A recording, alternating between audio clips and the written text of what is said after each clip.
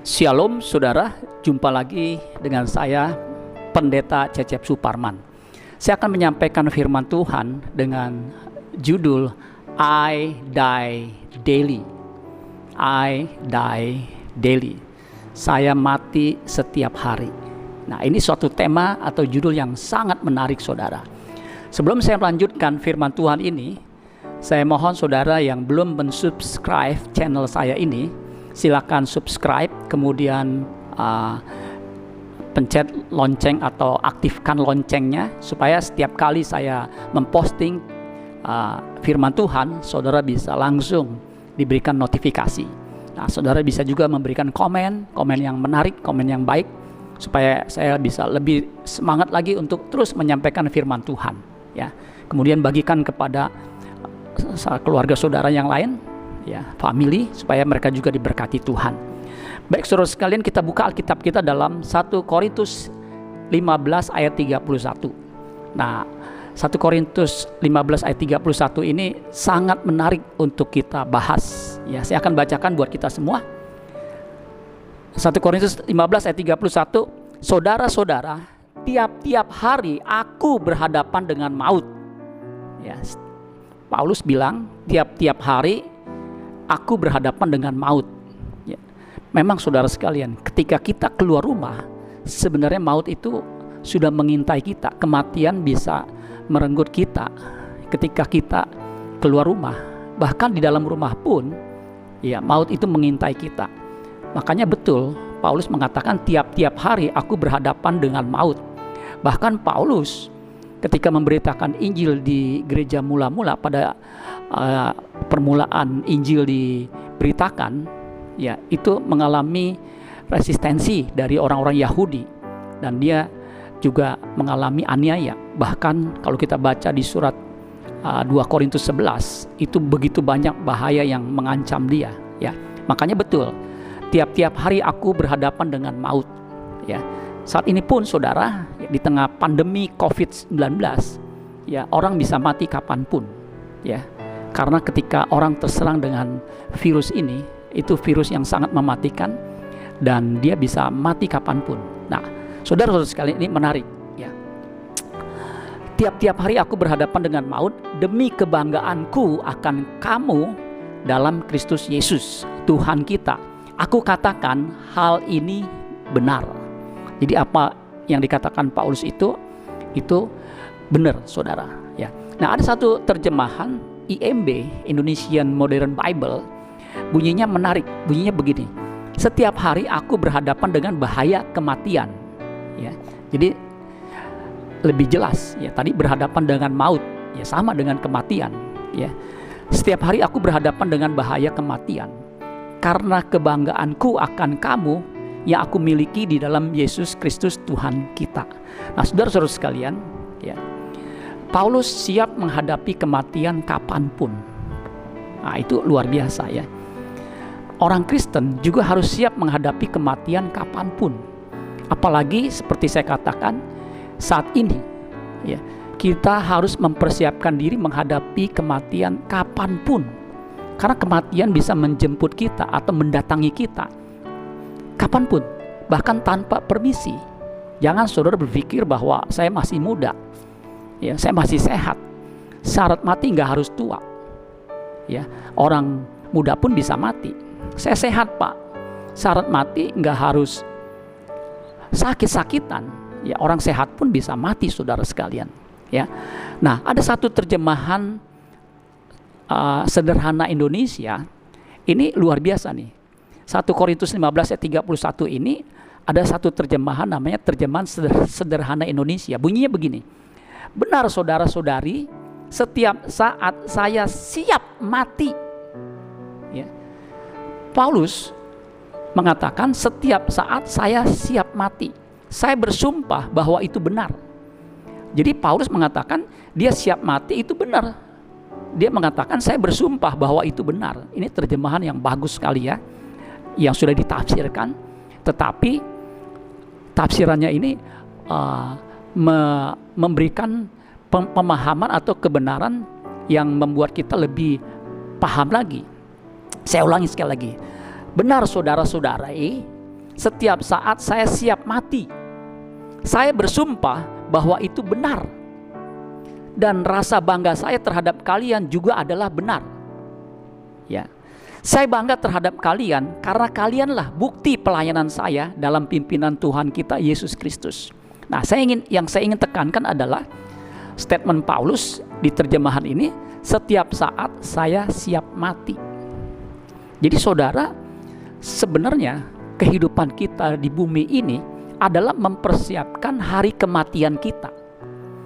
Jadi betul 1 Korintus 15 ayat 31 ini, kita harus siap menghadapi kematian. Ya. Karena kematian adalah realitas yang pasti dihadapi setiap orang.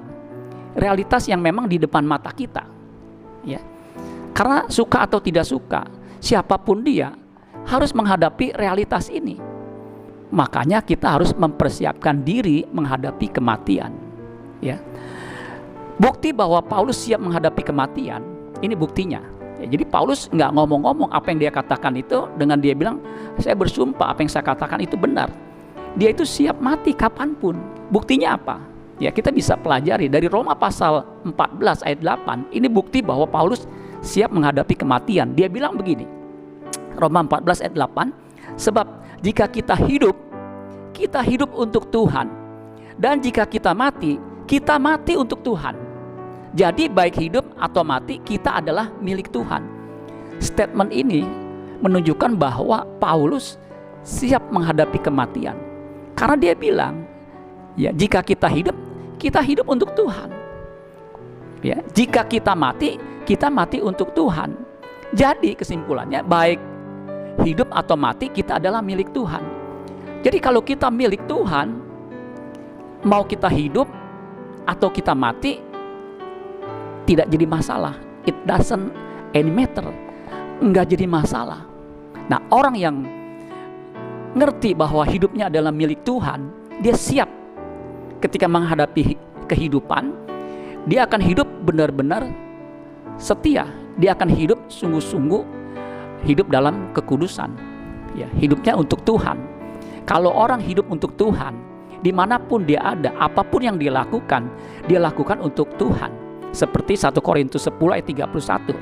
Baik engkau makan atau minum atau melakukan yang lain, ya segala hal yang lain, lakukanlah semua untuk apa? Untuk kemuliaan Tuhan, untuk kemuliaan nama Tuhan. Jadi apapun yang kita lakukan, ya orang yang siap menghadapi kematian, itu dia lakukan untuk apa? Kemuliaan nama Tuhan. Jadi orang yang siap menghadapi kematian, ya itu nothing tulus. Karena dia tahu hidupnya itu milik Tuhan. Kalau milik Tuhan, pasti dijaga. Baik ketika dia hidup di bumi, maupun ketika dia mati. Ya, kalau saudara punya sesuatu yang berharga di dalam kehidupan saudara, saudara pasti pelihara dengan baik. Misal saudara punya mobil kebanggaan saudara, pasti saudara perhatikan. Maintenance-nya saudara perhatikan. Bahkan saudara cuci, bersih, ya. Sehingga mobil itu bisa terus berfungsi. Ya. Demikian juga dengan Tuhan. Kalau kita milik Tuhan yang berharga, pasti Tuhan pelihara. Nah, orang yang memiliki pemahaman seperti ini tidak akan takut menghadapi kematian. Nah, bukti yang kedua, statement yang kedua, sebenarnya banyak bukti yang menunjukkan bahwa Paulus itu siap menghadapi kematian. Dan kematian itu harus dipersiapkan sehingga kita menjadi siap. Nah, harus dipersiapkan sehingga kita menjadi siap. Ya, makanya orang Kristen ada yang takut mati. Kenapa bisa takut mati?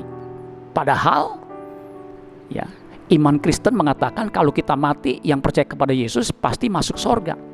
Kenapa ada orang Kristen yang takut mati? Karena dia percayanya hanya di pikiran. Ketika menghadapi kematian, realitas di depan mata, dia takut. Sebab dia tidak mempersiapkan dirinya untuk menghadapi kematian.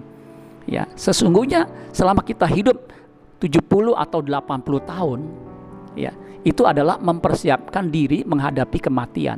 Ya. Nah, bukti yang kedua di Filipi 1 ayat 21.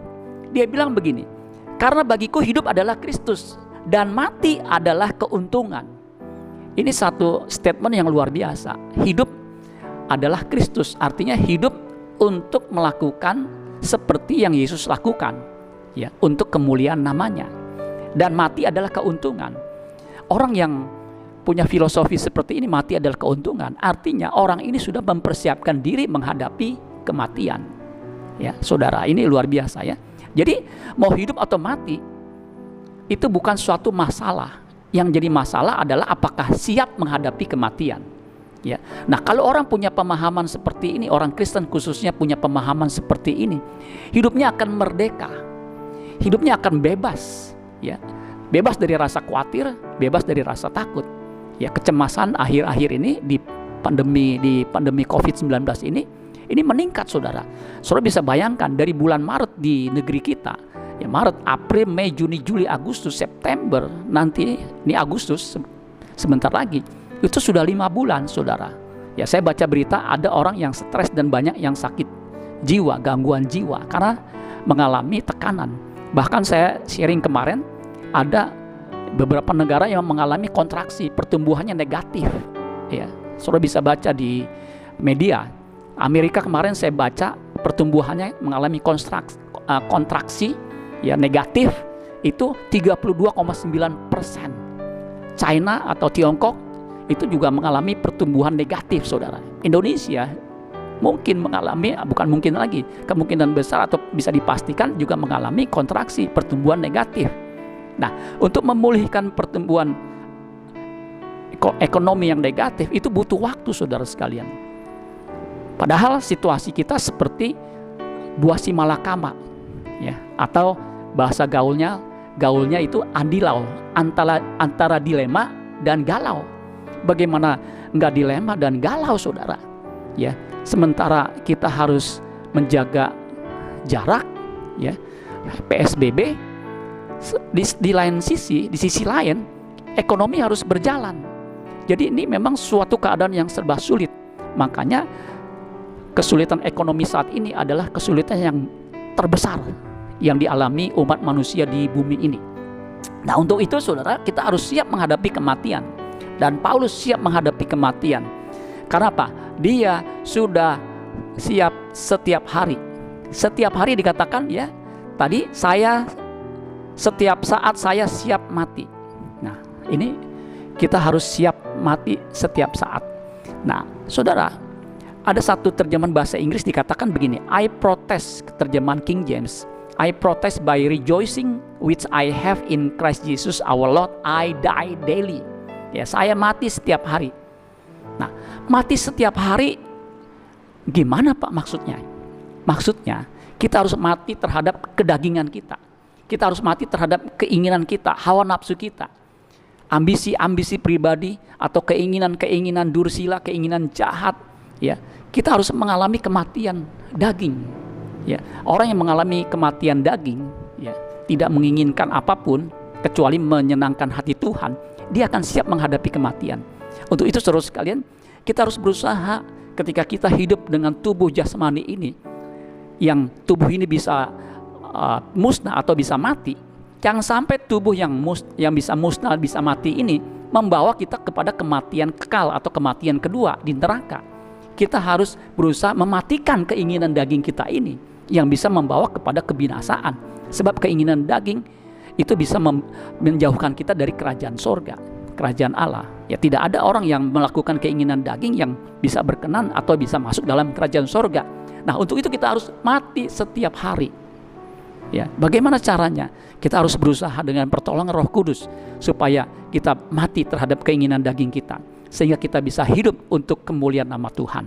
Nah, saudara-saudara sekalian, biar firman Tuhan ini boleh menguatkan kita dan juga mengingatkan kita untuk siap menghadapi kematian. Saudara-saudara sekalian, biar ini bisa memberkati saudara semua. Nah, saudara yang diberkati, silakan saudara subscribe, share, dan juga berikan komen. Tuhan Yesus memberkati. Sola Gracia.